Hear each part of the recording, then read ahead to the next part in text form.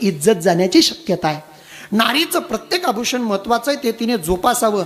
माझी आपणास हात जोडून प्रार्थना आहे, हात जोडून विनंती आहे. आपल्या मुलींना नाही काही शिकवलं तरी चालेल, तिला भाकर नाही करता आली तरी चालेल, तिला फक्त एकच सांगा, अंग झाकणे आपली संस्कृती आहे, अंग दाखवणे नाही. आणि जर तुम्हाला ही गोष्ट खोटी वाटत असेल तर इतिहास उचला आणि व्यवस्थित सर्वे करून बघा. या देशात जेवढ्या बलात्कार आणि रेपच्या केसेस आहेत, याच्यामध्ये 99% हिंदू समाजाच्या आई बहिणी आहेत, मुसलमान नाहीत. का? ते एकच शिकवतात. काय शिकवतात? आपल्यामध्ये अंग प्रदर्शन करणं पाप आहे म्हणून ते बुरखा घालतात. आम्ही तर जेवढे शॉर्ट कपडे तेवढे सुशिक्षित, बानटपणाचं लक्षण आहे. ताई, असं करू नका. या जगात फार मोठं षडयंत्र चाललं आहे आता, त्याला म्हणतात लव जिहाद. त्याचे सर्वात मोठे पडसाद आपल्याकडे उमटतायत. अरे लव जिहाद आपल्या घरातून चाललाय सध्या.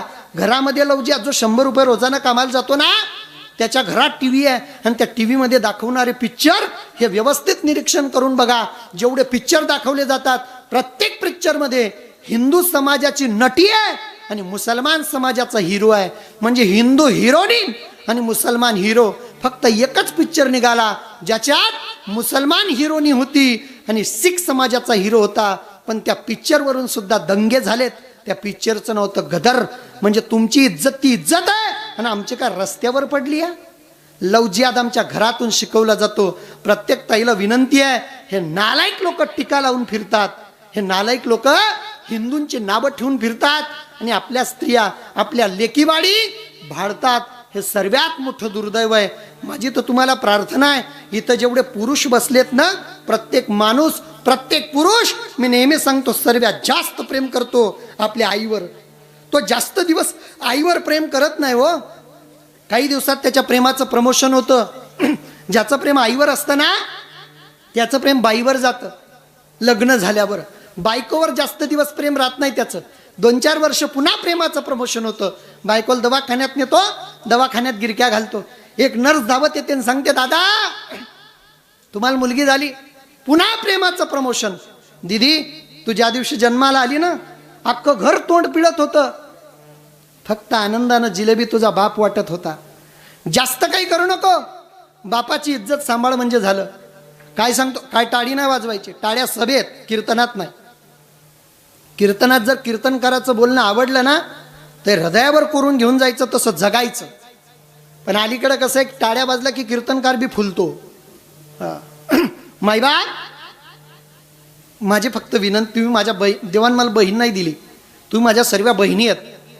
बहिणी असल्या ना, मग तुमची इज्जत ती माझी इज्जत आहे. माझी एकच प्रार्थना तुम्हाला, तुम्ही जन्माला आले ना, तो बाप दवाखान्यात विचार करतो, अरे आता मी एकटा नाही, माझ्या पोटी पोरगी जन्माला आली, हिचं लग्न करावं लागेल, हिला पैसा द्यावा लागेल, हिच्या लग्नासाठी मला कष्ट करावे लागतील, अरे हिचं लग्न केलं पाहिजे. कधी विचार करतो तो? तुम्ही जन्माला आले त्या दिवशी. फक्त विचार नाही करत, तसा जगतो तसा वागतो.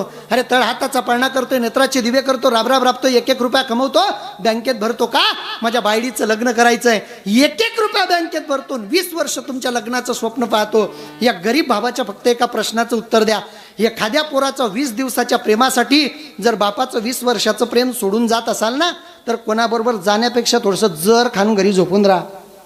किमान माझा बाप समाजात ताटमानेन जगेल, त्याला खाली मान नाही टाकावी लागणार. संस्कारहीन आपलं जीवन झालंय, असं करू नका. जास्त काय नाही मागणार तुमच्या हिंदू धर्मात, तर भावाने बहिणीकडे मागूच नाही. पण मी जरा वेडा भाऊ आहे, माझ्या 2 मागण्या आहेत तुमच्याकडे. पहिली, लग्न होस्तोवर आपल्या मायबापाला मोबाईल मागू नका. दुसरी, कितीही ऊन असू द्या, तोंड बांधून घराच्या बाहेर जाऊ नका. या देशाची पिढाच गेली. अरे बापाच्या समोर पोरगी दुसऱ्याच्या मोटरसायकलवर तोंड बांधून जाते, बापाला कळत नाही माझी पोरगी चालली असं. खरी सुरुवात इथून आहे. हे दुर्दैव आहे. एक पोरीनं मला व्हॉट्सअपवर चॅटिंग केली, पण चेहरा का बांधतो माहितीये का? म्हटलं नाही. अहो म्हणे सूर्याचे किरण प्रखर असतात, आमच्या चेहऱ्यावर पुटकुड्या होतात, काळे डाग पडतात. म्हटलं येडी, सूर्याच्या किरणानं पडलेले डाग कुठल्या शॅम्पूनं नाही तर साबणानं धुवून टाकशील, पण जर तोंड बांधून फिरली, कोण्या नालायकानं तुझ्या आचरणाला डाग लावला, तुझ्या खानदानी बर्बाद होतील, पण तो डाग कधी धुतला जाणार नाही. आपलं आचरण शुद्ध असलं पाहिजे. नाही बाप, मला फक्त एकच सांगायचं आहे, इतके भयानक गोष्टी या देशामध्ये आता चालल्यात. श्रद्धेचं मी भांडवल करणार नाही, पण मी सांगेन, श्रद्धेची जर टिकलीवर श्रद्धा राहिली असती तर श्रद्धा 100 आणि 100% टिकली असती. पण तिची टिकलीवर श्रद्धा नव्हती, म्हणून श्रद्धा टिकली नाही. सध्या तर फार मोठं चालू आहे.